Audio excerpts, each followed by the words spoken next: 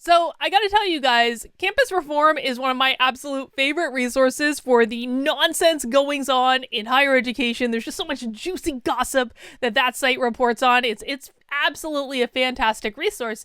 And I had just finished filming my video based on a story they did last week about the University of Iowa College of Dentistry threatening a student for daring to make the administrators look stupid when he questioned their condemnation of critical race theory. That video's already on the channel by the time you get to this one, so go back and watch it if you have questions about that.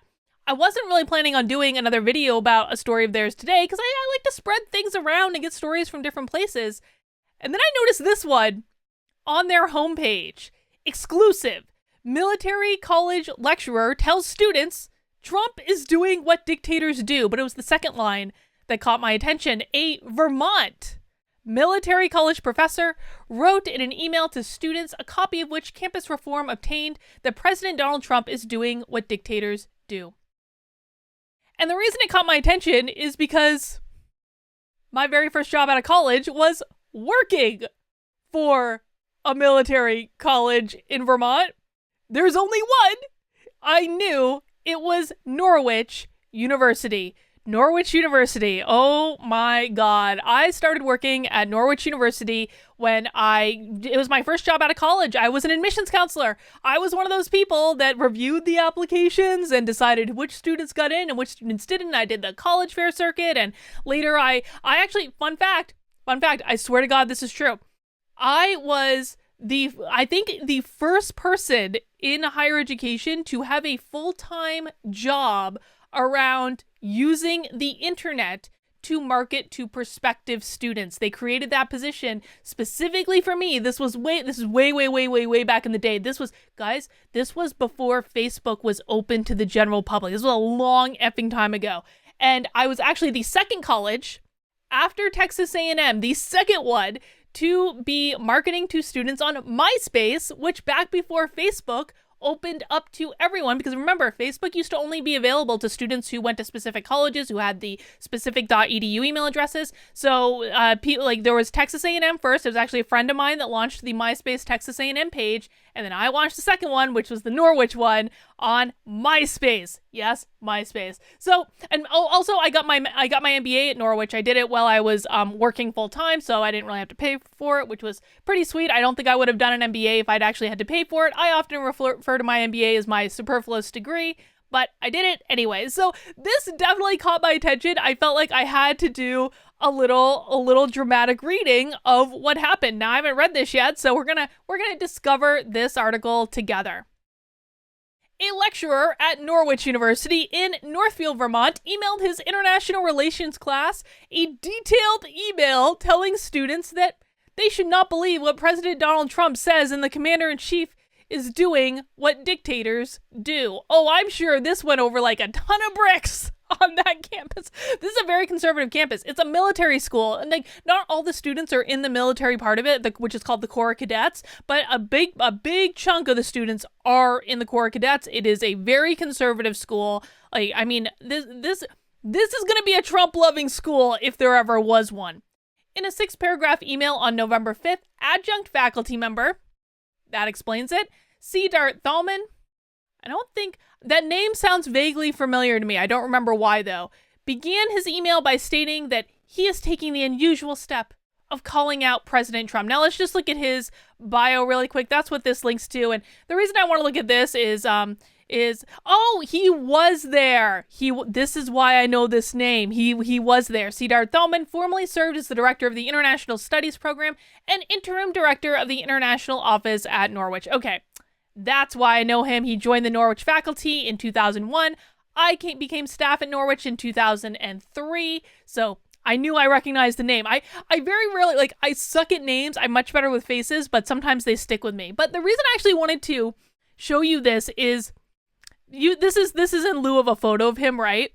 This is the Norwich University logo. Do you have any idea how much money was spent on developing that logo? I do, because it was developed while I was there, and the woman I worked for was in charge of developing it. So, a lot of money went into the development of this logo.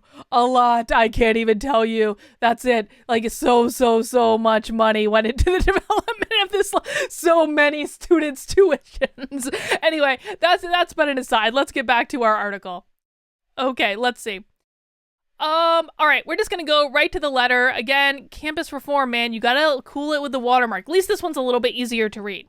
Hi, everyone. I'm sorry to write you about this matter. Then don't send the email, Dart. I don't often weigh in to assess a particular politician or candidate for office, and when I do, I make it clear that it is my opinion and allow anyone to express an opposing position. And you may do that as well in this case. Now, in that, I actually do believe him. I actually believe that this would not be a case like the University of Iowa, where if a student responded questioning this opinion, that they would be threatened with getting kicked out of school. In fact, I don't think anyone at Norwich would probably be afraid of challenging critical race theory. At least I hope, man. At least I hope if Norwich University has fallen to critical race theory insanity, then truly all hope is lost. But I'm taking the bit of an unusual step of calling out the President of the United States for what he said in a brief news conference earlier this evening, in which an extension of what he's been saying for a long time, and another level added beginning on Election Day and continuing since then. During a news conference, President Trump made numerous false allegations about the election process and the Democrats. What President Trump is doing represents a great danger to our democracy. We are already deeply divided, and he's only adding to those divisions by sowing distrust in our fundamental democratic institutions. For a president in his elevated position to spread falsehood about the integrity of the elections process and vote counting taking place represents a grave threat to our democracy by creating large segments of society who no longer trust in institutions. He has presented zero evidence of his allegation. The vote counting process is legitimate and can be trusted as long as there is not any kind of interference that the president is trying to introduce. So we can assess that Dart here is taking the I don't see it. I don't see it. I don't see any evidence. I don't see any evidence. I don't, there's no evidence. There's no evidence. I don't see any evidence. I don't know what you're talking about. There's no evidence. He's taking that strategy to this whole equation, which I'm sure bodes really well for the students that he's teaching. Hopefully the students that he's teaching have developed enough critical thought to be able to question why there have been hearings, hours and hours and days even worth of hearings in Arizona, Wisconsin, Michigan, Pennsylvania, and Georgia, and mountains of evidence.